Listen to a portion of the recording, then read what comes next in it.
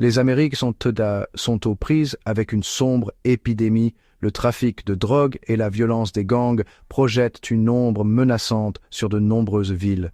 Des villes frontalières animées du Mexique aux rues troublées d'Haïti, l'emprise du crime organisé se resserre. Cet essai explore les réalités déchirantes de deux endroits spécifiques, Ciudad Juárez au Mexique et Port-au-Prince en Haïti. Ciudad Juárez, une ville frontalière d'El Paso, au Texas, est devenue synonyme de violence des cartels. Le tristement célèbre cartel de Juárez opère en toute impunité, contrôlant les routes de contrebande et semant la terreur chez quiconque ose les défier. Pendant ce temps, au cœur des Caraïbes, Port-au-Prince, la capitale d'Haïti, est confrontée à une réalité différente mais tout aussi dévastatrice. Les gangs ont rempli le vide laissé par un État fragile, tenant des communautés entières en otage. Ce ne sont pas des incidents isolés, mais les symptômes d'un malaise plus profond. La corruption, la pauvreté et les inégalités sociales fournissent un terrain fertile à la prospérité des entreprises criminelles. Les conséquences sont dévastatrices, perte de vies humaines, déplacement et érosion de la confiance dans les institutions. Les histoires de ces villes sont un rappel brutal du coût humain de cette crise. Elles servent d'appel à l'action pour les gouvernements, les communautés et les individus afin de relever ce défi de front. Ignorer le problème ne fera que le laisser s'envenimer et s'aggraver, mettant davantage en danger la vie et l'avenir de millions de personnes. La frontière américano-mexicaine est une ligne poreuse dans le sable, un champ de bataille dans la guerre contre la drogue.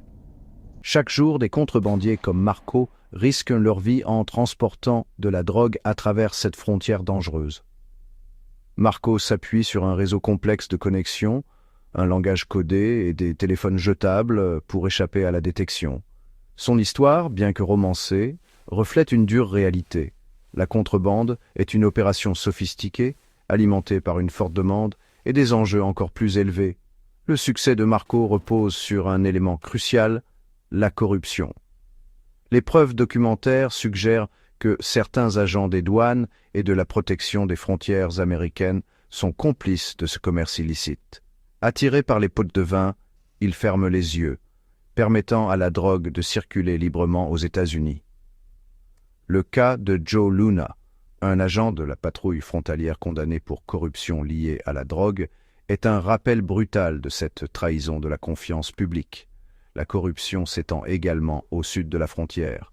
Le cartel de Juárez, une organisation hiérarchique dont les dirigeants emprisonnés dirigent les opérations par le biais d'un réseau de cellules, exerce son influence par la violence et l'intimidation. Les agents de bas niveau, souvent poussés par la pauvreté et le désespoir, deviennent des rouages d'une machine mortelle, risquant leur vie pour une maigre part des profits. Ce réseau complexe de contrebande, de corruption et de violence souligne la complexité de la guerre contre la drogue. C'est un conflit sans solution facile qui exige une approche multidimensionnelle s'attaquant à la fois à l'offre et à la demande, ainsi qu'aux facteurs sociaux et économiques sous-jacents qui l'alimentent. Alors que Ciudad Juárez est aux prises avec la violence des cartels, Port-au-Prince est confronté à un autre type de cauchemar, le règne incontrôlé des gangs. La capitale haïtienne est devenue une ville assiégée, où les enlèvements sont monnaie courante et où la peur imprègne la vie quotidienne. Personne n'est à l'abri, des citoyens ordinaires qui luttent pour survivre aux riches hommes d'affaires et même aux chefs religieux. Des gangs comme ceux qui opèrent dans le vaste bidonville de Grande Ravine agissent en toute impunité, contrôlant le territoire, extorquant les résidents et même dictant leurs conditions aux entreprises de télécommunications. Ils sont devenus l'autorité de facto dans de nombreuses régions, comblant le vide laissé par un État faible et inefficace. Le gouvernement haïtien, paralysé par la corruption et le manque de ressources, semble impuissant à stopper la violence. Les postes de police sont abandonnés, symbole de l'incapacité de l'État à protéger ses citoyens. Les habitants de Port-au-Prince sont livrés à eux-mêmes, pris au piège d'un cycle de peur et de violence sans fin en vue. Les histoires qui émergent de Port-au-Prince sont déchirantes. Des mères qui recherchent désespérément leurs enfants kidnappés, des fosses communes découvertes dans les bas-fonds de la ville, une génération marquée par les traumatismes. Le monde ne peut plus se permettre d'ignorer le sort du peuple haïtien. Malgré la tristesse, des lueurs d'espoir émergent des cendres du désespoir. À Ciudad Juárez, comme à Port-au-Prince, les communautés se battent contre les forces qui déchirent leur ville. Des organisations locales, souvent dirigées par des femmes qui ont perdu des êtres chers à cause de la violence, exigent justice et responsabilité.